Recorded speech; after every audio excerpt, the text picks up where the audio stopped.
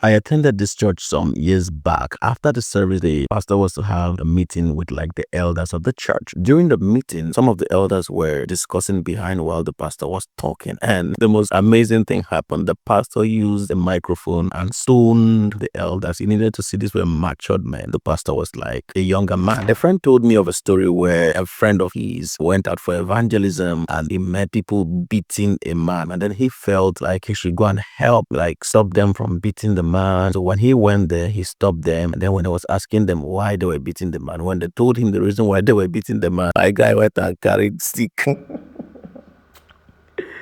The person that went to help the man went and carried stick to break the guy. Said it was those who were beating him that were now holding him from killing the guy he came to help. I've heard in confidence multiple stories of particular men of God who molest and even rape their church members. Real life story. I heard of a man of God who fought in a market, had a fight, physical combat in a market. When he was questioned afterward, he was quoting scriptures validating why he fought in the market. I share all these stories to show you that there is such a thing as the technology of the bushel. It is Satan's strategy to ensure that he limits the reach of your gospel. These are men of God in these whole stories I've shared that have different traits, anger, lust, and all of that. That is going to be a major blockade to the gospel they are preaching. And that's exactly what a bushel seeks to do. It seeks to let you have the light, but limit the reach of the light. So you see a pastor have anger issues as much as stoning a man that is older than him. You see a pastor having anger issues to the extent he is fighting on the road. You see the other one who has anger issues, and even when he went to save somebody and heard what the person did, he got more angry than the mob that were beating the person and wanted to kill the guy. You see another pastor having issues so